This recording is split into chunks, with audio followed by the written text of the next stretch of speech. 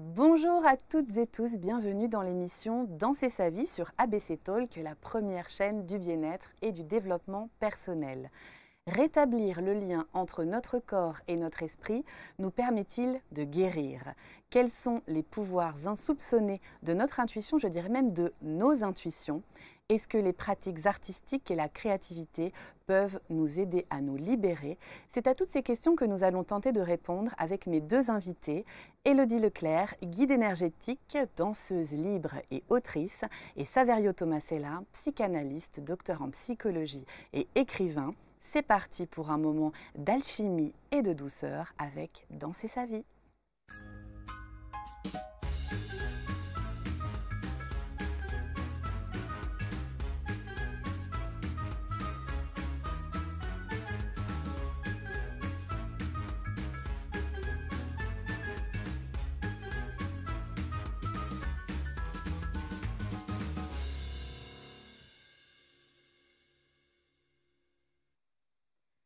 Bonjour Élodie Leclerc. Bonjour Gaëlle. Merci d'avoir accepté mon invitation. Merci à toi. Comment ça va? Est-ce que tu es bien installée dans le salon d'ABC Talk? Ouais. Ouais, je suis ravie d'être là, vraiment très chouette moment. Je me réjouis vraiment de partager ce moment avec vous. Eh ben, donc, merci voilà. beaucoup, Ouais. merci beaucoup. Tu es aux côtés de Saverio Tomasella. Saverio, bonjour. Bonjour Gaëlle. Alors tu es avec un pantalon rouge complètement assorti au coussin du canapé d'ABC, c'est parfait. Intuition ce matin. Intuition, c'est ça. Eh bien, c'est bien, on va en parler justement, ça tombe bien. Comment ça va Saverio? Très bien, merci. Ok, donc Ravi d'être ici avec moi vous aussi, deux. je suis ravie Ouais. de vous avoir tous les deux. Alors, j'avais envie de vous réunir parce que je trouve que vous avez énormément de points communs. On va sans doute pas avoir le temps de tous les explorer. Déjà, est-ce que vous vous connaissiez avant de venir tous les deux? Est-ce que vous aviez déjà entendu parler l'un de l'autre ou pas? J'ai entendu parler récemment d'Élodie par toi Gaëlle. Ah, bon. Et donc je me suis inscrit pour te suivre sur Instagram. Donc, je fais les mouvements, je te vois. Donc c'est une connaissance récente. Oui. Mais moi, c'est pareil. Et je me dis mince parce que je sais que tu as écrit beaucoup de livres. Je me dis comment j'ai pu passer à côté. Mais en tout cas, une très belle découverte aussi, récente aussi du coup. Ouais. Alors, en introduction, j'ai été obligée de vous mettre, et j'en suis désolée, dans des étiquettes, en tout cas de donner des fonctions pour vous définir. Comment, Élodie, tu te présenterais à Saverio comme ça, alors, en quelques mots autour Ouais. de cette table de Danser sa vie? C'est vrai que c'est jamais un exercice facile de dire qui on est, de me poser des mots, de mettre des étiquettes. En effet, j'aime bien le mot guide énergétique, accompagnante. J'aime bien dire que je prends les personnes par la main et puis on y va dans le mouvement de la vie, à travers la danse, le mouvement, mais aussi l'exploration de soi. Donc je vais vraiment accompagner à aller voir un petit peu qu'est-ce qui se passe, qu'est-ce qui bouge en nous, au niveau émotionnel aussi. Et donc voilà, j'ai fondé deux méthodes aussi, Flow Energy et Bloom Dance, qui permettent justement d'aller libérer les émotions, d'aller remettre du mouvement au sein de l'énergie aussi, et juste de danser aussi pour créer, transformer, libérer. Donc voilà, je suis aussi une femme, une maman aussi, et une danseuse. Donc voilà, si je devais un peu définir. Super. Et toi, Saverio, est-ce que tu rajouterais des choses aux étiquettes que j'ai données peut-être assez oui, maladroitement? Oui, parce que moi non plus, j'aime pas trop les étiquettes. Alors, je suis un papa de deux grands enfants. Je suis avant tout poète et musicien. Et je crois que c'est comme ça que je vis ma vie, en poète et musicien. J'aurais beaucoup aimé être danseur, mais ça ne s'est pas fait parce que je suis né dans des années où la danse des garçons était considérée, enfin les garçons qui dansaient étaient mal considérés, très mal considérés d'ailleurs. Et donc voilà, donc j'ai pas pu danser, mais c'est pas grave, je me rattrape en dansant tout seul chez moi. J'aime la nature, j'aime beaucoup la nature, les arbres, les oiseaux, l'eau. Je sais que tu parles de l'eau Oui. dans ton livre, en même temps que tu parles des mouvements et de la danse et des énergies et des émotions. Donc tout ça, ça me parle énormément. Et sinon, j'écris. Je ne tiens pas en place. C'est-à-dire, je ne suis pas forcément agité, mais je n'arrive pas à rester assis longtemps. Ce qui fait qu'heureusement qu'on a une maison à étage dans le nord, c'est comme à Bruxelles ou en Hollande. Les maisons sont à étage, donc j'aime bien monter, descendre. Et je bouge beaucoup. Déjà, je fais de la gym, du yoga, du qigong à certains moments de la journée, mais je bouge beaucoup, en fait. Et voilà, je suis remuant. Un être remuant, Saverio. Alors, tous les deux, vous avez un grand parcours de résilience. Moi, j'ai été beaucoup touchée à découvrir votre histoire à l'un et à l'autre. Élodie, la danse, elle était là depuis que tu es toute petite. Et puis, ben, il y a quelque chose qui est un peu contrarié, tout comme le parcours de Saverio dans la musique. Tu fais pas tout de suite de la danse, en fait. Tu deviens enseignante. C'est ça. J'ai commencé la danse quand j'avais 5 ans, en fait. C'est vraiment un coup de cœur, une passion. Et petit à petit, j'ai continué à augmenter le nombre d'heures par semaine. Puis je me souviens, j'étais allée avec ma maman voir la comédie musicale Les 10 Commandements. Je suis sortie de là, je me suis dit « Ah, mais je veux faire ça, je veux chanter, danser sur scène ». C'était vraiment une évidence. Et j'ai étudié du coup la danse au lycée. Donc en Belgique, on avait cette possibilité-là. Et eh bien, à la période de l'adolescence, à un moment donné, je me suis dit, j'ai eu peur en fait. Et puis tout le monde me disait, le métier d'artiste, c'est quand même très compliqué, tu vas pas réussir à en vivre. Enfin, et donc j'étais bloquée vraiment dans cette peur et je me suis dit, bon, ben, je vais choisir un parcours un peu plus rangé, on va dire, hein, traditionnel.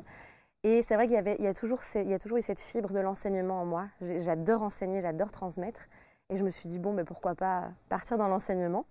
Et donc j'ai fait des études d'institutrice primaire. Donc voilà, je suis vraiment rentrée très fort dans le moule alors que j'avais quelque chose en moi d'artistique, de très puissant et de très, très fort. Et c'est la danse qui me permettait vraiment aussi d'exprimer, de me sentir vivante. Et donc j'ai enseigné pendant 7 ans. Et là, tu danses plus? Tu fermes vraiment la alors, porte? non, je danse encore. Ouais. Je danse encore, donc à côté de mes études, quelques heures par semaine pour entretenir un petit peu. Et puis quand je commence à travailler, là j'arrête, je coupe vraiment tout. Et c'est comme si je m'étais éteinte à ce moment-là. Et donc plus du tout de danse pendant plusieurs années. Et là, c'est mon corps qui vient me secouer un petit peu et qui, voilà, je tombe malade, j'ai un gros problème de santé. Tout s'écroule comme ça. Et je sens en fait au fond de moi que la vie que je vis ne me convient pas. Mais je n'ose pas, enfin, je me voile la face en fait. Hein. Je suis vraiment dans quelque chose de très... je ne suis pas du tout honnête avec moi-même. Je me dis non, mais c'est comme ça qu'il faut. Voilà, c'est une sécurité. En plus, j'avais vraiment cette sécurité au niveau de l'enseignement. Et je tombe malade et donc du coup, on me dit évidemment qu'il n'y a rien, que c'est dans ma tête, que c'est à cause de mon boulot. Enfin voilà, tout ce parcours-là. En plus, un certain nombre de pathologies. Oui, c'est tous mes rouges. Ouais, oui, tous les systèmes sont déséquilibrés, la digestion, les hormones, etc. Et finalement, on me dit que j'ai rien, qu'on ne sait rien faire pour moi, que j'ai le côlon irritable. Enfin bon, voilà. Et moi, je sens intuitivement qu'il y a quelque chose qui ne fonctionne pas. Je me connais, je connais mon corps, même si j'ai été déconnectée de lui pendant longtemps. Et donc là, du coup, je commence à découvrir la naturopathie, je commence à étudier par moi-même la nutrition, je fais des recherches. Et donc, je me soigne par moi-même aussi, avec l'aide de naturopathes et autres. Et donc voilà, et de fil en aiguille, je vois que ça ne suffit pas et qu'il y a autre chose aussi à l'explorer. Et je me souviens, il y a une thérapeute en Ayurveda qui, à un moment donné, me fait découvrir l'Ayurveda et me parle de mon profil, etc. Puis elle me dit, mais... tu libères la colère? Et j'étais là, moi je suis jamais en colère, je ne comprends pas. Et elle me dit, c'est bien ça le problème en fait. Et donc voilà, là je commence à voir qu'il y a des émotions qui ne sont pas exprimées depuis très très longtemps. Et je commence à repasser par le corps. Et je rencontre des thérapeutes en énergétique, etc. Et il y a un thérapeute qui me dit, mais qu'est-ce qui te fait le plus vibrer en fait? Va rallumer la flamme de la joie. Et je lui dis, c'est la danse. Mais j'étais tellement épuisée à ce moment-là, je me dis, je ne peux plus danser. Et il me dit, je m'en fous, tu danses 5 minutes par jour, c'est déjà ça. Et j'ai repris comme ça petit à petit la danse, j'ai commencé le yoga et je me suis rendu compte à quel point ça me faisait un bien de fou et à quel point ça m'aidait à libérer les émotions. Et donc voilà, de fil en aiguille, j'ai repris tout ça petit à petit et puis voilà, par moi-même aussi, je voyais que ça me faisait du bien, je pratiquais tous les jours. Et je me suis dit, je ne peux pas garder ça pour moi. Et donc, c'est par là que j'ai commencé à partager, à diffuser aussi. Et à créer aussi les méthodes où j'avais envie de mélanger un petit peu tout ça aussi. De partir de ta propre résilience pour transmettre à d'autres. Alors, c'est un peu le travail de musicien de l'âme de Saverio. Toi, Saverio, c'était la musique, la clarinette? Oui, j'ai un parcours un peu similaire. J'ai commencé la musique à 5 ans. Et au départ, oui, flûte à bec, solfège, du piano, et puis petit à petit, je me suis mis à la clarinette. Et j'ai eu la chance de faire le lycée musical, c'est-à-dire que le matin, on avait les cours classique de l'école, et tous les après-midi, musique, danse, enfin pour ceux qui dansaient, théâtre, chant, histoire de la musique, etc. Donc on était au conservatoire tous les après-midi, et c'est là que je me sentais bien, parce que la sensibilité était la bienvenue, parce que on était accueillis comme on était, parce que notre créativité, notre originalité était encouragée. Et donc, pour moi, c'était évident que j'allais devenir musicien. Et en fin de troisième, quand mon professeur de clarinette m'a dit, bon, bah, toi, tu continues, parce que je pense que tu peux devenir clarinettiste, mes parents ont dit non. Et il a demandé à les voir pour essayer de les convaincre que j'étais vraiment au bout de mon cursus musical et que j'allais pouvoir en faire mon métier. Et mes parents n'ont vraiment pas voulu. Mon père trouvait d'ailleurs qu'être musicien, c'était médiocre. On ne comprend pas comment on peut trouver ça médiocre, mais bon. C'est par rapport à son référentiel. Oui, c'est ça. Mes parents sont des scientifiques, donc pour lui, ce n'était pas ça. Et j'ai donc fait une seconde C. À l'époque, c'était A, B, C, D, E. J'ai fait une seconde C, maths, physique, chimie. J'étais déprimé. Comme si on m'avait, comme un arbre arraché, quoi. J'avais vraiment perdu ma vitalité. Et après, j'ai essayé de combiner ce que je pouvais. Alors c'est vrai que je me suis beaucoup rabattu sur la poésie et la littérature. Et petit à petit, j'ai fait un mauvais choix pour mes études. J'ai fait des études de gestion. Alors je suis allé le plus possible vers la sociologie, la psychosociologie, la psychologie, la communication, parce que c'était ce qui était le plus littéraire. Mais je me rendais bien compte que ça ne me correspondait pas du tout. Et en fait, j'ai commencé une première psychanalyse, j'avais 20 ans, et je me suis très vite rendu compte que là, au moins, il y avait de l'écoute, comme dans la musique, une forme d'accord, s'accorder, comme on accorde un instrument. Je me suis dit, à défaut d'être musicien, bon, je continuais la musique en tant qu'amateur, mais je me suis dit, à défaut d'être musicien, je vais être un musicien de l'âme, et je suis devenu psychanalyste. C'est intéressant parce que, Élodie, toi, tu utilises le fait qu'on a éteint la lumière et toi, tu parles de l'arbre arraché. Donc, ça veut vraiment dire à quel point c'est douloureux quand on est coupé de ce qui donne sa créativité, sa vitalité, en fait. Et en même temps, on y revient dans vos deux parcours, vous y revenez, tous les deux. Oui. Et heureusement, j'ai envie de dire. C'est comme si ça respire à nouveau, ça revit, quoi. Ouais, je crois que la vie elle nous amène de toute façon, voilà, à partir du moment où on lâche vraiment les résistances et qu'on suit le mouvement, et bien, elle nous guide aussi. Donc, ouais. Est-ce que le mouvement que l'on suit, c'est l'intuition, Saverio? Est-ce que c'est ça? Parce qu'on entend beaucoup parler de l'intuition, le mouvement que l'on suit avec le corps, c'est ce que tu le fais avec ton corps aussi, Élodie. C'est ça qu'on appelle l'intuition et dont tu parles dans ton dernier livre, Les pouvoirs insoupçonnés de l'intuition. Je pense que la danse libre, justement, j'ai eu une patiente il y a quelques années qui était chorégraphe et qui m'a parlé de la danse libre et ça a fait tilt. La séance dans laquelle elle a parlé de la danse libre, je me suis dit, mais c'est ça que je veux. J'ai besoin, en dehors du yoga, du qigong ou de la course à pied, de la marche, etc., de la natation, j'ai besoin aussi de laisser mon corps faire ce qu'il veut quand il veut spontanément. Et là, oui, je pense qu'on est vraiment dans l'écoute de l'intuition. Et dans une écoute profonde de l'intuition, parce que comme tu l'écris dans ton livre, il n'y a pas besoin de chercher à comprendre. Simplement laisser venir et accueillir. Et dans mon parcours avec des parents scientifiques, l'intuition était mal vue. Ce qui fait que j'ai mis du temps à retrouver mes émotions. Alors, parents scientifiques et père italo-espagnol. Donc, les garçons, ça ne pleure pas, ça ne montre pas ses émotions. Donc, moi, j'avais réussi, jusqu'à mes 20 ans, ma première psychanalyse, à tout rentrer. Et quand les premières larmes sont sorties, j'ai vécu ça comme un cadeau du ciel, comme un don, comme une merveille de me dire waouh, enfin je suis vivant, quoi. Parce que sinon c'était comme une carapace que j'avais dû construire pour qu'on ne voit surtout rien.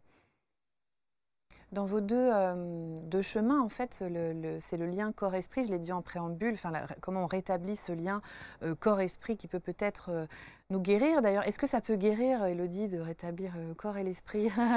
Votre parcours le prouve, mais comment vous le transmettez maintenant à d'autres? Oui, je pense. Après, voilà, il faut toujours prendre des pincettes avec le terme de guérison. Voilà. Même moi, je fais très attention dans ce que j'enseigne, dans ce que je transmets. Mais clairement, je pense que, encore une fois, comme tu disais, l'émotion, voilà, ça rend vivant, on sent que ça circule, ça fait du bien. C'est de l'énergie en mouvement aussi.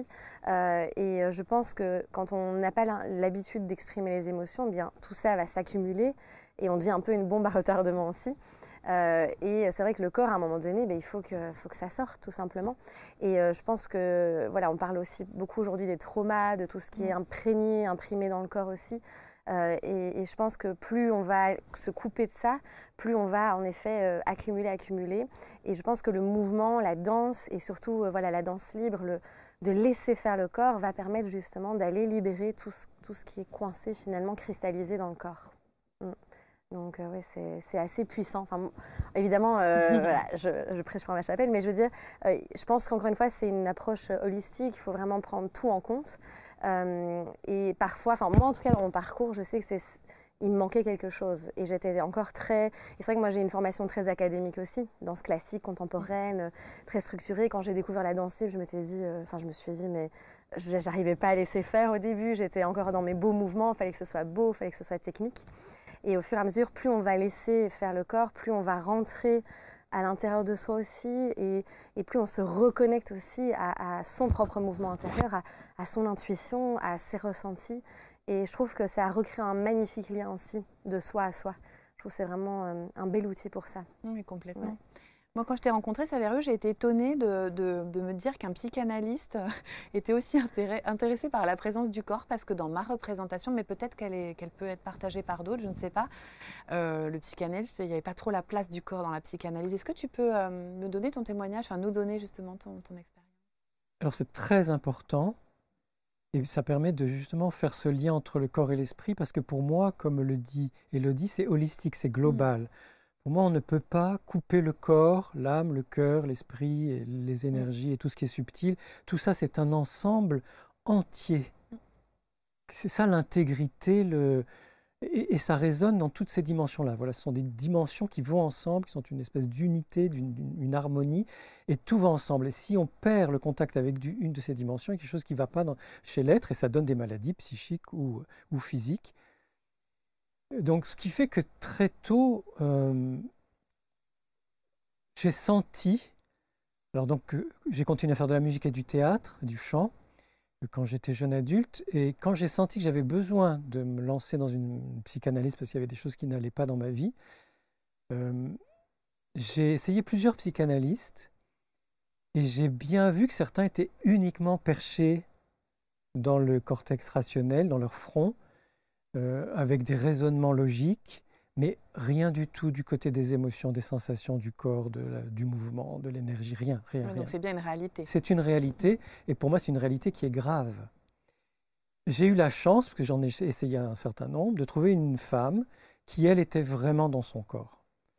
Et à la suite, j'ai fait plusieurs tranches de psychanalyse, j'ai toujours choisi des thérapeutes, des psychanalystes, femmes ou hommes, de différentes écoles d'ailleurs, mais qui étaient là dans leur corps, qui étaient incarnés, qui étaient capables d'accueillir ce qui se passait dans mon corps, mes sensations, mes émotions, mon besoin de mouvement, de me comprendre comme je suis en entier, et le plus souvent avec une dimension énergétique et spirituelle. Ce qui fait que j'ai eu beaucoup de chance, parce que dans les années 80-90, ces dimensions-là, elles commençaient à émerger, en France notamment. Du coup, moi, je n'ai pas vécu de thérapie avec des personnes fermées, bornées, etc. C'était tout le temps holistique. Et j'ai complété mes différentes psychanalyses par la sophrologie, l'hypnose, beaucoup d'acupuncture, d'ostéopathie, de shiatsu, de pratiques psychocorporelles. Ce qui fait que pour moi, et pour mes patients et mes patientes, je leur dis allez voir un ostéopathe, allez voir un acupuncteur, ou faites du shiatsu, essayez des choses avec votre corps, ou allez marcher dans la nature, prenez des arbres dans vos bras, marchez dans l'eau, mettez-vous sous une cascade, pour qu'il y ait toutes les dimensions à la fois, parce que on ne peut pas explorer l'inconscient. L'inconscient, c'est tout, c'est dans le corps aussi. On ne peut pas explorer l'inconscient, on ne peut pas explorer l'histoire, on ne peut pas guérir de quelque chose si on ne s'y met pas en entier, si on ne s'engage pas, si on n'engage pas son être en entier. Et jusqu'au mouvement, parce que le corps, ce n'est pas un corps statique. Et ça, j'aime beaucoup ton livre, parce que j'entends beaucoup parler du corps, mais ça reste statique. Non, le corps, c'est du mouvement dedans, dehors, partout, quoi. Tout le temps. Ouais. Partout, tout le temps, se remettre en mouvement. Alors, comment on fait justement, parce que depuis tout à l'heure, on parle d'intuition, vous avez fait tous les deux un chemin, on parle du lien corps-esprit, mais quels conseils on pourrait donner à des personnes qui essayent de tant bien que mal suivre cette voie? Quels sont les premiers pas que l'on peut conseiller éventuellement? Est-ce qu'on peut rentrer plutôt dans le côté pratique de la chose? C'est vrai que quand on est complètement déconnecté de son corps, ça fait peur. Moi, j'ai beaucoup de personnes qui viennent me voir et qui me disent « Hello, c'est génial ce que tu fais, mais je ne suis pas prêt ou j'ose pas ». Et donc souvent, moi, je propose d'abord commencer chez soi, seul, voilà, de juste laisser faire le corps, de danser, voilà. Et même pour certaines personnes, même ça, c'est inconfortable. Donc, je peux proposer de bander les yeux aussi pour que la personne aille vraiment à l'intérieur, qu'elle ait l'impression, même si elle est toute seule déjà dans son salon, mais voilà, il y a ces petites astuces-là. Parfois, je propose aussi de danser avec un foulard. Le fait d'avoir un accessoire, ça aide. C'est comme s'il y avait un soutien, un support. Donc, ça, j'ai remarqué aussi que ça pouvait aider. Et je pense aussi de déjà venir juste toucher le corps. Oui. C'est simple, mais déjà ça, c'est très compliqué pour beaucoup de personnes. Juste de revenir contacter le corps, en fait. Et c'est vrai que moi, je dis souvent, on est bloqué. Beaucoup de personnes sont complètement coupées du corps et sont vraiment là-haut. Et donc, de redescendre, de venir juste palper, toucher, peut-être l'automassage. Déjà, c'est du mouvement. Et, voilà. Et se reconnecter à la respiration aussi. Je trouve que c'est une première étape. C'est du mouvement, la respiration aussi. Donc voilà, ça, c'est des petites astuces, je trouve, qui peuvent être intéressantes pour commencer. Le toucher, c'est important dans les thérapies que tu proposes? Est-ce qu'il y a une place pour le toucher, Oui. justement, quand Élodie explique Oui, je trouve que le toucher est très important, le contact est très important, et à part nous, parce qu'on est des gens de contact, dans notre société, les gens se touchent peu. Moi, je suis très tactile, donc je touche facilement. Ce qui a été très intéressant, c'est que la psychanalyse est en grande partie opposée au toucher physique. Ce qui fait que j'ai développé le toucher, ce qu'on appelle le toucher psychique, c'est-à-dire le tact, le fait d'entrer en contact avec l'autre par le regard, l'écoute, et même au niveau subtil, au niveau énergétique. Tu parles des corps subtils dans ton livre, on peut entrer en contact avec des dimensions comme l'aura, comme des vibrations, ce qui fait que ça a développé une écoute du contact et du toucher avant même de pouvoir toucher. Alors évidemment, dans une séance très difficile, on peut prendre les mains de la patiente ou du patient, et souvent, moi, c'est au moment du salut, surtout du salut pour dire au revoir, que je vais prendre la main avec deux mains, ou que je vais mettre la main sur l'épaule, ou que je vais faire une petite tape, ou même serrer dans mes bras si quelqu'un en a besoin.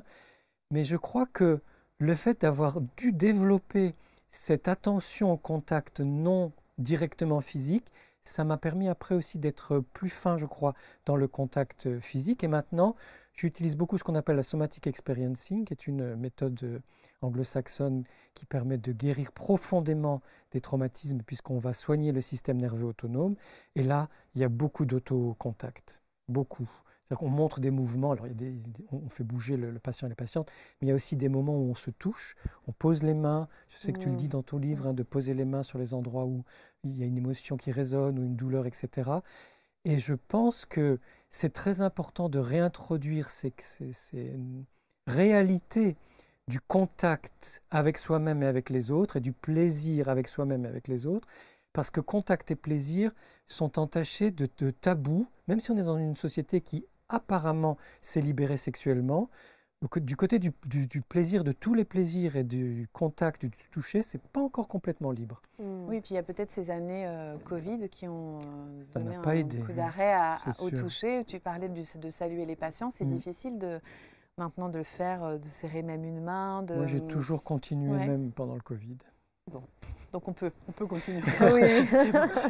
Un être humain est un être humain, nous sommes des êtres de contact. Ouais. Vous évoquez tous les deux dans vos ouvrages le nerf vague. Alors c'est une notion dont on entend beaucoup parler en ce moment, comme si c'était, alors il y a sans doute aussi peut-être un effet de mode, mais est-ce que vous pourriez m'expliquer, Élodie, est-ce que tu pourrais peut-être commencer à expliquer qu'est-ce que c'est ce nerf vague, se retourner dans son ventral, hein, et des expressions comme ça qu'on entend beaucoup.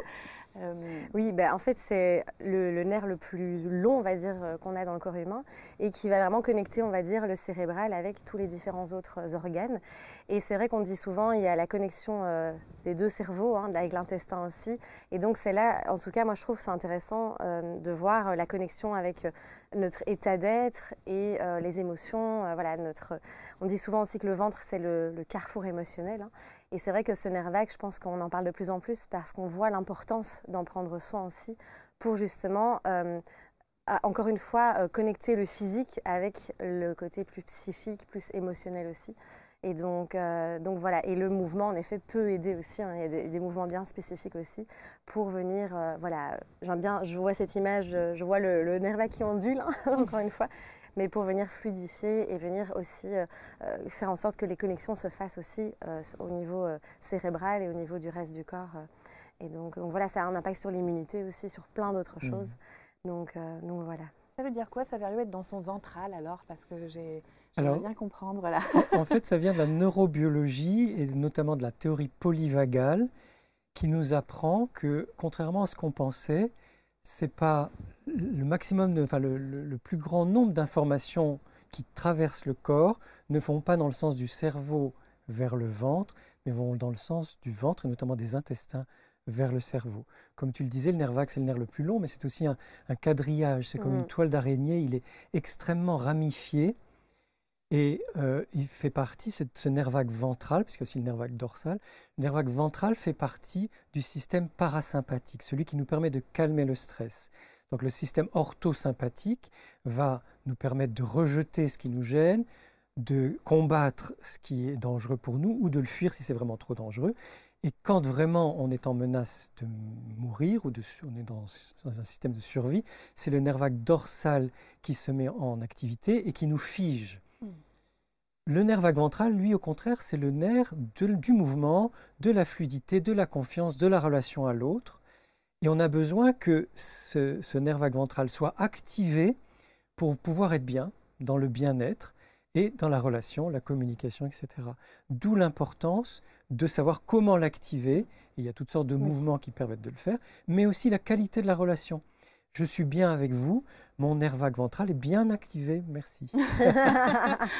En mouvement, Élodie, un petit exercice en mouvement pour activer justement le ventral, ce serait quoi? Alors qu'est-ce qu'on pourrait faire Il y a un mouvement très simple qu'on fait en yoga aussi, c'est on est à quatre pattes et on va lever le bras gauche et allonger la jambe droite à l'arrière et puis ramener coude genou et puis hop, tendre à nouveau. Donc on tend à l'opposé. Okay. Et on peut faire ce mouvement plusieurs fois. Ça, c'est vraiment super pour travailler le nerf vague, pour la digestion aussi. Donc, c'est vraiment pas mal. Et est-ce que quand on écoute de la musique, on peut activer ça? Est-ce que c'est ça qui se passe quand on... Oui, alors c'est très important parce que le nerf vague commence vers la base du crâne et il a toutes sortes de ramifications dans le visage.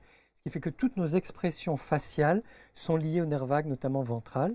Et il part des oreilles, de l'ouverture des oreilles, pour aller jusqu'aux intestins, sans passer par le cortex préfrontal, c'est-à-dire le cortex rationnel.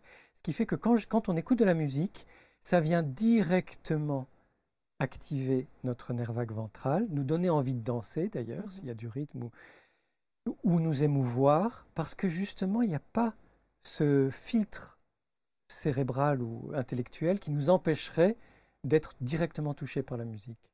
D'accord, ok. Là, on a deux petits outils bien utiles pour nous connecter à notre ventral. Et moi, je comprends mieux ce que c'est. Merci à vous deux, en tout cas.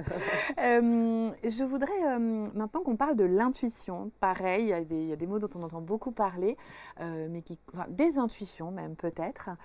Saverio, toi, tu as mené une enquête scientifique, on peut dire. Enfin, tu as vraiment été recueillir des témoignages pour comprendre ce que c'est que l'intuition, ce que sont les intuitions et comment on peut les activer. C'est quelque chose qui est accessible à nous tous?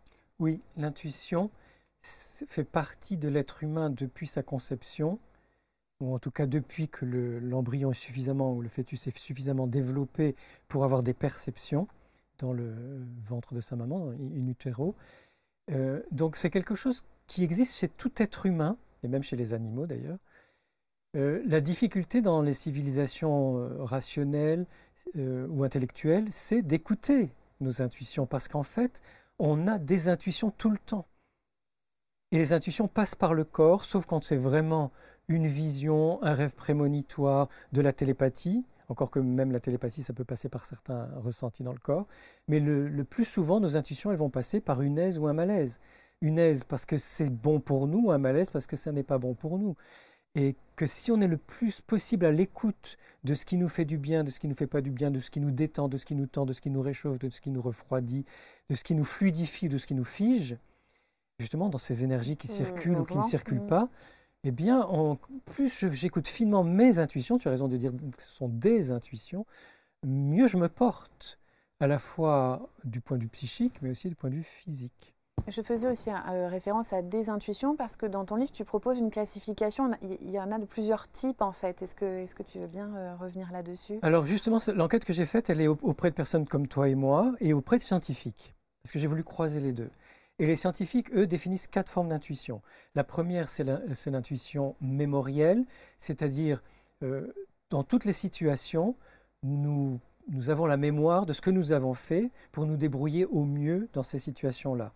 Ce qui fait que si je rencontre de nouveau une situation à peu près similaire, pas forcément exactement la même, mais à peu près similaire, ma mémoire m'envoie des intuitions, m'envoie des informations qui vont me permettre de m'ajuster, sans même y avoir besoin d'y penser, à ces situations proches. Parce que j'ai déjà vécu ça. Oui, parce que je l'ai déjà vécu. Ça, c'est l'intuition mémorielle.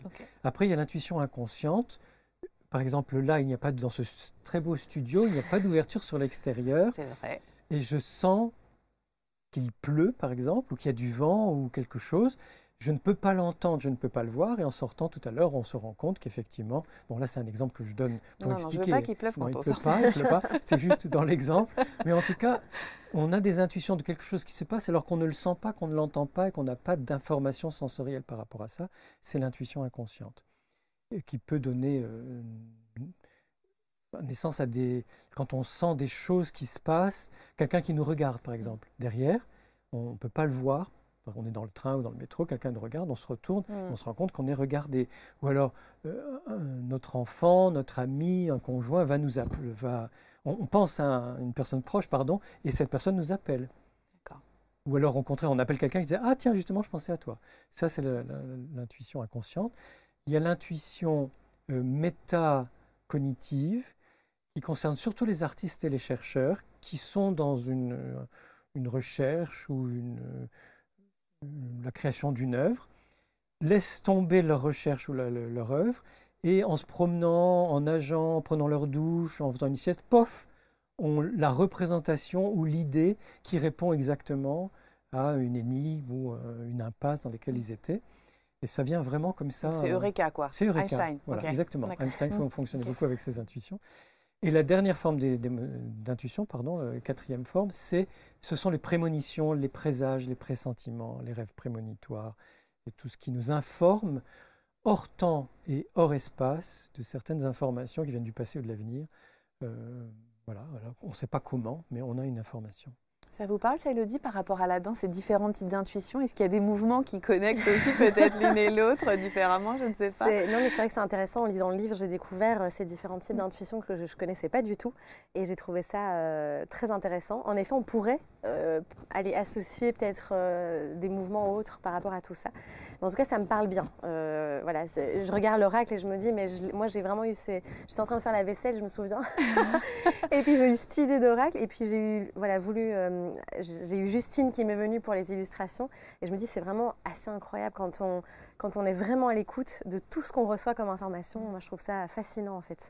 Vraiment, c'est assez incroyable. Donc, Alors justement, cet oracle, celui auquel tu fais référence, celui qui est sur la table, l'oracle des mouvements guérisseurs, Saverio, est-ce que tu accepterais de te prêter au jeu et que Élodie te fasse tirer une carte pour qu'on puisse voir comment ça fonctionne? Oui, bien Donc, sûr. ils sont illustrés par Justine de Solti Studio, c'est ça, et ouais, donc tu as eu l'intuition, tu t'es dit c'est elle. Oui, je me souviendrai toujours, je pense, mais j'étais vraiment en train de faire la vaisselle et puis j'ai eu Justine et je me suis dit c'est elle avec elle. Et je me souviens, je me suis arrêtée, je lui ai fait un petit vocal pour lui dire est-ce que ça te dit qu'on aille ensemble dans ce projet. Et donc voilà, ouais. Bon ok, allez, je te laisse peut-être nous présenter. Oui. En fait, ce sont des cartes qui représentent des mouvements, c'est ça En fait, les cartes ne représentent pas spécialement les mouvements, mais donc on a différentes cartes avec des messages. Donc c'est un message comme on trouve dans les oracles habituellement. Je vais en montrer quelques-unes peut-être. Ouais. Et la particularité, ouais, on est parti sur... mais là, il y a vraiment la représentation aussi de l'ombre, la lumière, avec ces deux couleurs aussi. Oui. Et c'est vrai qu'on explore pas mal de sujets qui sont un peu dans l'air du temps aussi. Et la particularité, c'est que en fait, moi, j'ai pas mal d'oracles chez moi. Et je m'étais dit, mais tiens, c'est dommage, encore une fois, on reste dans la tête. On ne passe pas par le corps. Donc, c'est intéressant parce qu'on reçoit une guidance. Et puis, en général, on cogite encore plus par la suite. Donc, je me suis dit, mais tiens, ce serait génial de pouvoir venir intégrer le message dans le corps et de passer par un mouvement. Et donc, pour chaque carte, finalement, je propose du coup un mouvement pour venir intégrer le message. D'accord. Voilà. Ok. Tu veux que je te fasse un petit peu de place? Allez, hop. Allez, hop. Donc voilà, ça c'était l'idée. Donc il y a 42 cartes. Et donc là, on peut tirer ça au début de journée, quand on a envie d'avoir une inspiration, voilà, c'est ça. Se mettre en mouvement. Oui, exactement. Okay. Quand on ressent le besoin, finalement. Super. Battre les cartes. Voilà. Je vais les étaler peut-être comme ça. Voilà. Je vais laisser ton intuition parler, voilà. Ça va rien.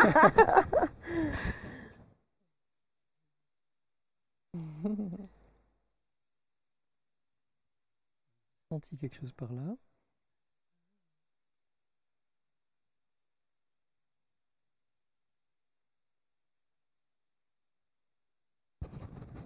La terre. Ah. On va la montrer peut-être face. Attends, hop, comme ça, la terre, voilà. Alors, les éléments, c'est vrai que je trouve que c'est vraiment intéressant. J'ai vraiment, je travaille beaucoup avec les éléments en fait au sein de mes méthodes parce que je trouve que ça nous ramène à nous connecter à la nature qui est notre maison, hein, voilà, là où on vient, et aussi à notre nature intérieure. Et voilà, je trouve que c'est assez puissant. On peut vraiment explorer tellement de choses, tellement d'émotions, de rythmes et autres avec ces éléments. Donc elles sont dans les cartes aussi. Et du coup, quand on tire la terre, alors quelle serait la guidance du jeu Alors, il y a un petit livret qui accompagne, c'est ça pour nous, voilà, c'est pour ça. nous Donc là, c'est la carte 5. Donc il y a le petit livret. Et du coup, à chaque fois, il y a une petite poésie, on va dire. J'aime bien, c'est vrai que moi, j'aime beaucoup écrire des petites poésies. Et puis, il y a le texte. Et après, on a un petit QR code. Alors, ça fait un peu controverse, mais bon, avec tout ce qu'on a vécu, qui renvoie vers une vidéo où là, je montre le mouvement. D'accord. Donc, voilà. Et donc, ici, forcément, quand on tire la terre, on va travailler l'ancrage, l'enracinement. Donc, c'est vraiment la proposition d'avoir bien... Là, on a tous les trois les pieds bien au sol. C'est ça. Voilà, c'est des mouvements qui vont vraiment venir... nous ramener vraiment dans le corps, nous ancrer, nous enraciner vraiment. Donc, ça te parle, Saverio, l'ancrage pour aujourd'hui? Ça me parle à beaucoup de niveaux. Déjà la nature que j'adore. J'aime beaucoup la terre, moi j'aime jardiner, j'aime mettre les mains dans la terre, parfois les pieds dans la terre. Je sais que la terre ne salit pas, parce que j'avais un grand-père, des grands-parents qui étaient paysans, qui travaillaient la terre. Ça me parle aussi parce que tout à l'heure j'ai dit que j'étais un arbre déraciné. Et donc s'enraciner, se réenraciner, c'est important pour moi. Ça me parle aussi parce que les Amérindiens parlent des 3 connexions à soi-même, à la terre et la nature, avant même de pouvoir se connecter aux autres. Et puis dans la Somatic Experiencing, dans chaque séance, je propose un moment où on se réancre dans la terre, avant justement de faire les autocontacts, tous les mouvements pour relancer le nerf vague. Donc vraiment, je suis content d'avoir tiré cette carte. Et les 2 pieds au sol, ça peut déjà être une première pratique, juste de mettre ces 2 pieds au sol dans la journée pour vraiment se câbler, se connecter à notre expérience. Je pense que ça nous aide aussi à nous sentir en sécurité. Et quand j'étais enseignante, j'aime bien ces petites anecdotes, on avait une formation, je ne sais plus c'était quoi exactement la thématique, mais on parlait de ces enfants qui sont souvent mal assis sur leur chaise.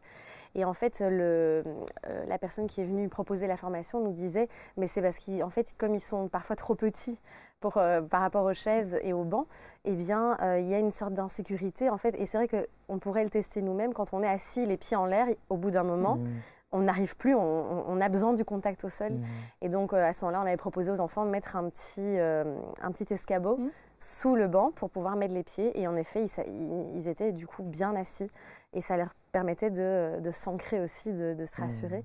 Et donc, je trouve que c'est intéressant la symbolique qu'il y a derrière aussi. Comment on peut savoir aussi quand on se trompe d'intuition? Est-ce que parfois il peut y avoir des intuitions qui sont aussi guidées par nos blessures? C'est-à-dire on en a la ferme conviction que c'est une intuition, mais en fait c'est la part blessée qui parle et ça peut être assez dommageable. Alors, il n'y a pas de mauvaise intuition, toutes les intuitions nous veulent du bien.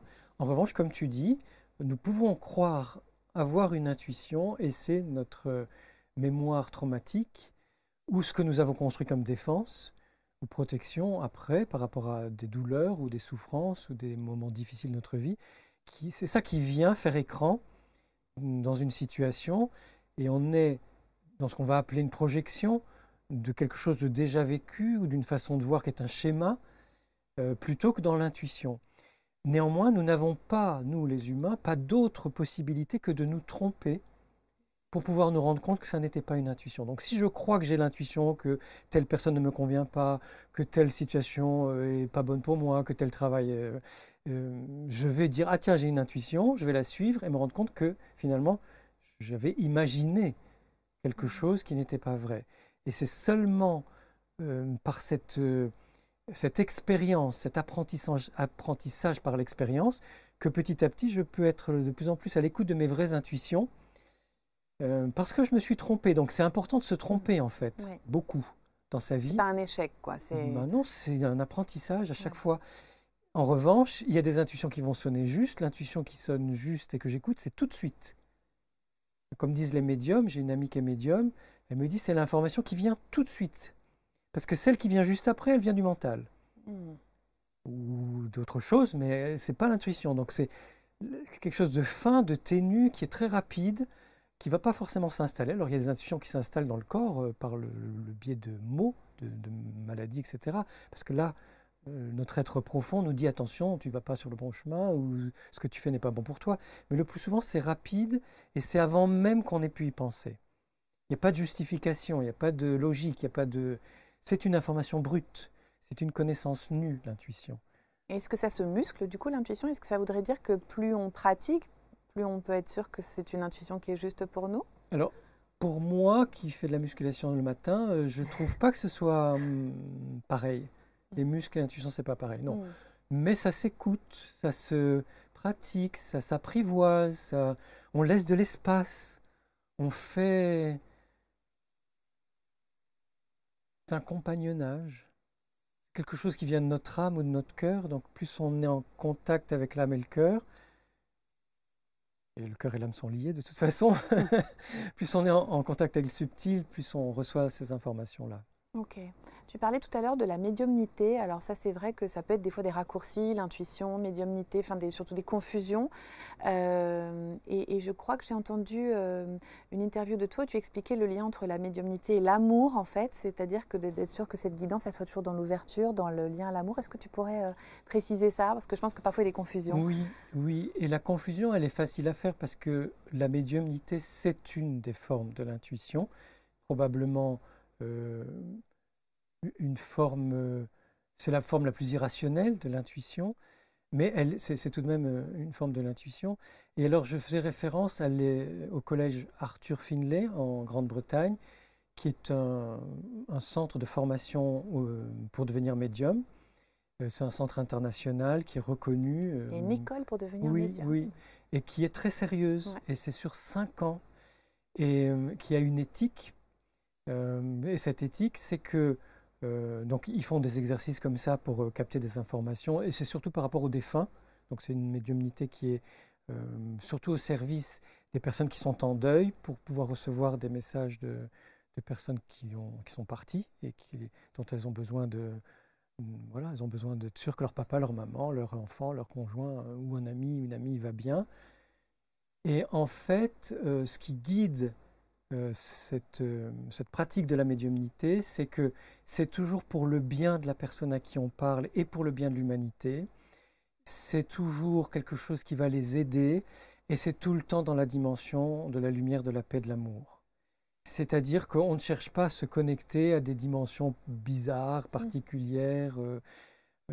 C'est uniquement au service de la lumière, de l'amour, enfin pour rassurer les personnes qui viennent consulter le médium et pour les faire avancer, pour les aider sur leur chemin de vie ou à accepter cette dimension de l'au-delà, du mystère, de l'invisible qui existe à côté de nous et dont on n'est pas familier.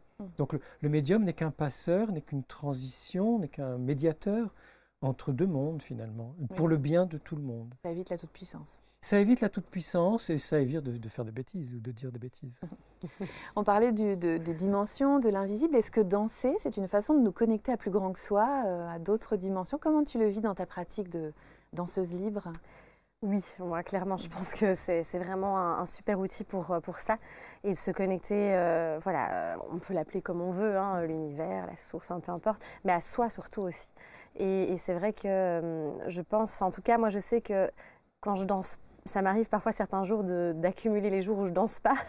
Et je le sens en fait. Il y a comme je me sens déconnectée de moi, mais déconnectée aussi de mes sensations, de mes besoins, de ce que j'ai vraiment envie. C'est comme si j'étais plus à l'écoute. Il y a vraiment je trouve que c'est vraiment une porte magnifique pour revenir à soi et être à l'écoute aussi de ses intuitions justement. Et donc voilà, parce qu'encore une fois, on revient dans les sensations, on revient juste là, sans essayer, comme on disait tout à l'heure, de comprendre ce qui se passe, d'analyser, parce que je pense qu'aujourd'hui, on passe beaucoup de temps dans le mental à beaucoup analyser et autres. On a aujourd'hui un accès à tellement une tonne d'informations aussi, donc on peut vite être un peu surstimulé ou un peu envahi par tout ça. Et je trouve que c'est vraiment des moments comme des petites parenthèses comme ça qu'on s'offre et qui sont vraiment vitales en fait. Donc moi je trouve que c'est vraiment... en tout cas, je sais que quand je sens que je suis déconnectée justement à nouveau de mes intuitions, de mes ressentis, de tout ce qui se passe en moi, et bien juste voilà, danser même 5 minutes, parce que parfois on a l'impression qu'il faut faire des longues séances, mais juste quelques minutes, ça permet vraiment, je trouve, d'être à nouveau en présence. Ouais. Dans ton ouvrage, d'ailleurs, tu es beaucoup photo. Il y a des photos de toi, de très belles photos de toi en mouvement. Et tu es souvent dehors, en fait. Enfin, il y a vraiment dans l'éclosion des très belles photos. On te voit au bord de la mer, on te voit dans une forêt. Est-ce que quand tu danses en extérieur, il se passe quelque chose de différent? Oui. Ouais. Clairement. C'est vrai que là, moi, j'habite là actuellement dans un endroit absolument magnifique en termes de nature. Et c'est vrai qu'il y a quelque chose qui se passe. C'est comme si... Il y a une connexion à quelque chose qui est plus grand et c'est comme si on était à nouveau, enfin moi je me sens à chaque fois rassemblée, entière, complète, vraiment quand je suis dans la nature. Et c'est comme si j'étais enveloppée, enrobée, je sais pas, d'amour, comme ça, il y a vraiment cette présence aussi, je trouve. Et c'est vrai que j'aime beaucoup, c'est pour ça aussi je pense que j'ai introduit les 4 éléments dans les méthodes, c'est cette présence, je trouve, que ce soit de la forêt, de la rivière, de la nature, enfin de la mer, de l'océan, il y a quelque chose qui vient s'amplifier aussi en termes d'énergie. Et j'utilise beaucoup aussi dans les méthodes la visualisation, parce que je trouve que c'est incroyable ce qu'on peut faire avec notre cerveau aussi, où finalement il n'arrive pas trop, parfois j'ai la sensation en tout cas de faire la différence entre la réalité et l'imaginaire, et donc on peut vraiment aller jouer avec ça. Et donc par exemple j'utilise beaucoup l'océan, la mer pour venir nettoyer les cellules, et je trouve que c'est vraiment très puissant aussi de jouer avec ces images, ces sensations, et d'utiliser du coup toutes les ressources de la nature pour ça. Donc ouais, non, c'est puissant. Et toi, Saverio, la visualisation en tant que sophrologue, tu as fait un parcours aussi en sophrologie, c'est une des bases de la sophrologie. Oui, c'est pour moi ce qui est le plus important dans la sophrologie, parce que j'ai eu besoin de retrouver mon corps, c'était la première partie de relaxation, de sensation, de retrouver vraiment ce qui se passe dans le corps. Mais c'est vrai qu'une fois qu'on est complètement détendu, on a cette possibilité de visualiser toutes sortes de choses à l'intérieur ou à l'extérieur, ou dans les galaxies où on veut, et que c'est très puissant. Ça fait vraiment beaucoup de bien. Et à bien comprendre comme un lien très corporel, par contre. C'est pas seulement je vois quelque chose, je vois une plage. Souvent on donne cet exemple en sophrologie, c'est je ressens. Je ressens, voilà. Je perçois, avec tous les sens. Oui. Saverio s'est prêté au jeu du tirage. Et Elodie, toi, je t'ai demandé de choisir un extrait du livre, dernier livre de Saverio, Les pouvoirs insoupçonnés de l'intuition, pour que tu puisses nous le partager et puis partager ton ressenti oui, tout à fait. de la page 109. C'est ça, je crois. On a retenu. Oui, c'était pas évident de prendre un extrait. J'ai beaucoup aimé, vraiment. Ça résonnait énormément. J'ai vraiment beaucoup aimé ta vision de l'intuition et toutes ces recherches. Et je trouve tous ces différents témoignages, c'est très riche. Donc merci pour ça. Alors, l'extrait du coup. En fin de compte, c'est l'étiquette nous aide à nous décrire et à exprimer notre subjectivité à un moment donné. le risque est d'en faire notre réputation. Si je me définis comme hypersensible, je peux tellement tenir à cette réputation qui me distingue que je ne tiendrai même plus compte de ma sensibilité singulière. Je voudrais coller au portrait robot que j'ai adopté et je m'installe dans une fausse identité. En agissant ainsi, je m'enferme et je m'empêche d'évoluer. Il vaut donc mieux se détacher d'une étiquette à laquelle nous avons accordé beaucoup d'importance. C'est même souhaitable. Pendant un temps, nous avons eu besoin de cette étiquette et elle semblait nous correspondre, puis nous cheminons intérieurement un jour. Un jour, nous finissons par ne plus nous y reconnaître, nous n'en avons plus besoin, alors nous lâchons tout simplement. À ce moment-là, dégagés intérieurement, sans faire le moindre effort, nous devenons beaucoup plus réceptifs à nos intuitions. Nous nous surprenons même à être inspirés et à créer facilement.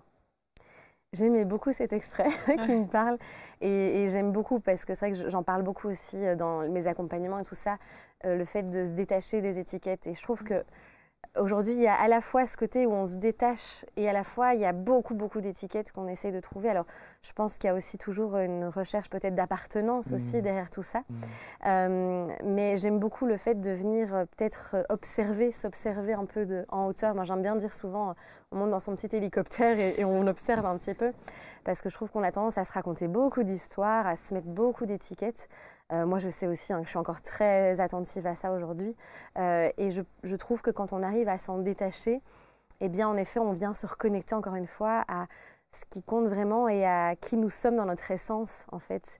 Et pas tout ce qu'on croit être aussi. Et il y a vraiment quelque chose qui nous ramène à nos intuitions, à notre cœur, en fait. Et donc, je trouvais cet extrait très intéressant par rapport à ça. L'étiquette d'hypersensibilité, ça peut être aussi l'étiquette d'être un auteur spécialiste de l'hypersensibilité. Ça t'a collé un petit peu à la peau, à toi, Saverio? Oui, ça m'a collé à la peau et c'est bien parce que c'est en train de décoller. Parce qu'on voit depuis tout à l'heure des couvertures de tes romans aussi, parce que tu as écrit des romans. Alors, il y en a qui parlent de l'hypersensibilité, mais pas que ça. Oui, c'est-à-dire qu'en fait, ce terme que je n'aime pas du tout, hypersensibilité parce que c'est trop sensible. Ça veut dire sensible en excès. Et moi, c'est ce qu'on m'a reproché toute mon enfance, mon adolescence et même une partie de mon âge adulte. Donc, j'aime pas du tout qu'on dise que les gens sont hypersensibles. Ils sont très sensibles. Ce sont des grands sensibles. Ils sont fort sensibles, comme on dit en Belgique ou au Canada, au Québec. C'est-à-dire qu'ils ont une sensibilité plus élevée. Mais la sensibilité humaine, c'est un continuum. On est plus sensible que la moyenne. Et puis, ça dépend des jours aussi. Donc, dans mes livres, ce sont les éditeurs qui mettent cette étiquette. Moi, je ne fais que parler de la sensibilité humaine et des gens, garçons comme filles, hommes comme femmes, quel que soit l'âge, qui sont très sensibles et qui parfois souffrent ou ont du mal à se faire comprendre, en tout cas, dans une société qui est peu sensible. Et mon combat, c'est de valoriser la sensibilité, faire qu'elle soit accueillie, qu'on puisse exprimer toutes nos émotions, nos ressentis, ce qu'on vit dans notre corps, nos mouvements, etc. Et ce combat-là, je ne le lâche pas. Mais l'étiquette, je m'en fous éperdument. Mais comment on fait pour lâcher des étiquettes? Parce que même moi, qui ai commencé à vous présenter tous les deux, je me suis sentie obligée. Alors peut-être que j'aurais pu faire autrement. En tout cas, je me suis rattrapée, entre guillemets, au début de l'émission. Mais comment on fait au quotidien pour se détacher? Après, je pense qu'en effet, c'est inévitable de poser des mots et de... Voilà, après, c'est est-ce que je m'accroche et est-ce que je viens renforcer, je viens nourrir ça très fort. Je pense que l'hypersensibilité, ça me parle aussi parce que tout un temps, moi j'en parlais aussi dans mes vidéos et tout ça, je me souviens. Et puis je m'en suis très fort détachée. C'est vraiment un terme que je n'utilise plus du tout non plus parce que j'avais beaucoup de messages aussi de personnes qui disaient oui, mais tu te rends compte, ma vie. Et en fait, elles se cachaient aussi, entre guillemets, derrière cette étiquette. Et du coup, il y avait, elles étaient figées, je trouvais. Ça a bloqué le mouvement, encore une fois. Donc voilà, je pense que le mieux, c'est... En effet, c'est de s'observer encore une fois et de se dire, mais tiens, qu'est-ce que je viens nourrir par rapport à ces étiquettes. Et après, voilà, on pose des mots aussi, comme on disait tout à l'heure, et c'est OK, mais est-ce que je m'accroche ou est-ce que simplement, voilà, et c'est vrai que ces étiquettes, je pense qu'on sent... Enfin, moi, je me suis détachée de pas mal de choses aussi, de par voilà, tout le côté... Enfin, moi, j'étais toujours la bonne élève, fallait toujours que je sois parfaite. Et tout ça, je pense qu'au fur et à mesure, plus on en prend conscience, plus on arrive aussi à se détacher et à venir se dire, tiens, qui suis-je? Et surtout, comme tu le disais si bien, d'un jour à l'autre, ça change. On est des êtres de mouvement, on est des êtres... voilà, même les émotions, rien n'est figé, en fait. Ça vit, en fait. Et je pense que ça, c'est important d'être en conscience de ça aussi. Est-ce que ça peut poser problème dans les diagnostics de temps en temps aussi en thérapie, par exemple, on a beaucoup de hyperactifs, de la Oui, même façon que oui, l'hypersensibilité, tout à fait. Il y a d'ailleurs un grand mouvement dans les pays occidentaux, chez les psychiatres, les psychanalystes et les psychologues, pour qu'on se libère des diagnostics, de cette tendance à surdiagnostiquer, notamment les enfants, et qu'on se libère aussi du DSM. C'est-à-dire que quand on accueille, nous, les psys, des hommes, des femmes, des enfants, on accueille des êtres humains qui sont uniques, qui sont singuliers, qui sont à un moment de leur histoire, qui sont riches et complexes. Et si on pense à quelque chose qui peut être proche d'un diagnostic, ben on y pense comme ça, mais comme tu disais, ça aussi, ça va changer d'une séance à l'autre, d'un jour à l'autre, et c'est l'être humain qu'on accueille. Et donc, moi, je fais partie des psys qui ne donnent jamais de diagnostic, jamais. Euh, Ça, c'est vraiment, je suis heureux d'avoir été formé comme ça. C'était la fin de l'antipsychiatrie, hein, par des vieux psychanalystes, enfin vieux, ils étaient plus âgés que moi à l'époque, qui étaient des combattants engagés dans l'antipsychiatrie justement pour on n'assigne pas une fausse identité sous forme d'étiquette diagnostique à qui que ce soit. Et ça, je pense que ça m'a beaucoup libéré dans mon travail et dans ma vie aussi. C'est-à-dire que je pense que ce qui est important, c'est de dire avec les mots du jour. On est avec l'humeur du jour, l'énergie du jour, les émotions du jour, les ressentis du jour et les mots du jour. C'est-à-dire que un jour, je vais dire, ben oui, là, je me sens sensible pour telle chose. Un autre jour, je vais dire, je suis fatigué. Un autre jour, je vais dire, je suis excité. Un autre jour, je vais dire, je suis farouche ou sauvage. Et si je dis tout le temps hypersensible, je n'ai pas cette richesse de communication qui me permet de me faire comprendre par les autres en disant comment ma sensibilité aujourd'hui se manifeste, par exemple. Est-ce que toi, Elodie, dans les gens qui viennent peut-être se former à Bloom Dance et Flow Energy, tu as senti des personnes qui avaient besoin de se libérer justement des étiquettes comme ça et que... Oui, Ouais. c'est un travail que je fais toujours à un moment donné dans Mm. la formation. Et d'ailleurs, on le fait corporellement aussi parce qu'on vient se coller des étiquettes. Ah d'accord. Donc on fait vraiment physiquement, je leur propose d'expérimenter ça et de vraiment venir, bon c'est pas très écolo, mais on se colle des post-it. Donc avec quoi par exemple ça, c'est toutes tes fonctions, toutes les... Tout ce qu'on se colle comme étiquette, les adjectifs, comment on se définit, voilà. Et en fait on vient coller ça et puis en fait on va danser tous ensemble et on va balancer toutes ces étiquettes parce que voilà je trouve que c'est vraiment et on peut vraiment, faut pas hésiter à le faire, mais c'est très libérateur parce que énergétiquement, concrètement, on va vraiment enlever l'étiquette. Mais oui, c'est vrai que j'ai beaucoup de personnes qui viennent et en fait, dans les formations, je dis toujours c'est plus une expérience humaine qu'une formation parce que il se passe plein de choses, ça bouge beaucoup, même pour moi.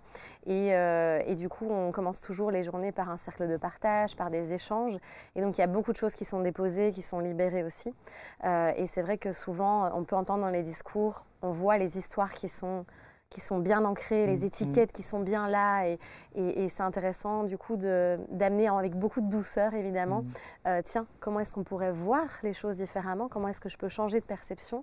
Et peut-être quelle histoire je peux écrire, là, une nouvelle histoire par rapport à ce que je me raconte depuis trop longtemps. De le faire concrètement, en et se collant des étiquettes. Ouais. Et est-ce qu'on pourrait s'entraîner aussi avec les autres? Tout à l'heure, Saverio, tu nous sensibilisais sur le fait qu'on peut rentrer en contact avec l'autre différemment, enfin autrement qu'en le touchant.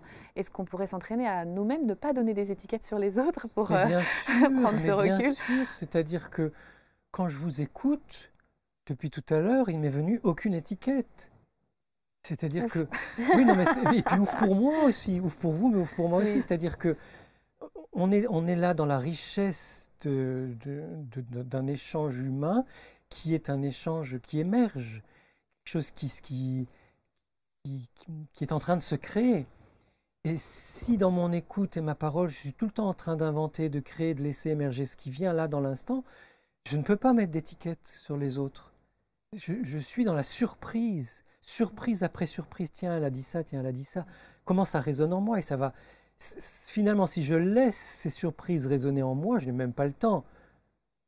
Parce que ça prend du temps de ressentir. Je n'ai même pas le temps de poser quelque étiquette que ce soit. Mais en revanche, je vis ce flux d'énergie, ce flux d'enrichissement de vos mots. Les mots sont aussi des énergies. Et c'est plus important l'intention du mot, l'intonation du mot, la façon dont il est prononcé, le don d'énergie que vous faites, que d'être là à ergoter sur le sens de tel mot ou pas. Je te vois faire comme ça, Élodie, Ouais, tu partages. ça résonne, oui. On se baigne dans les mots. Oui, alors, si les personnes qui nous suivent veulent aller plus loin avec vous, découvrir un tout, alors les 35 de livres de Saverio, parce qu'on n'a pas eu le temps, il y en a énormément. Je vous invite à découvrir aussi les romans, le livre pour enfants sur la sensibilité d'Achille. On va pas dire hypersensible, mais bon, ça c'est le mot de l'éditeur, j'ai bien compris. Où est-ce qu'on peut vous retrouver tous les deux?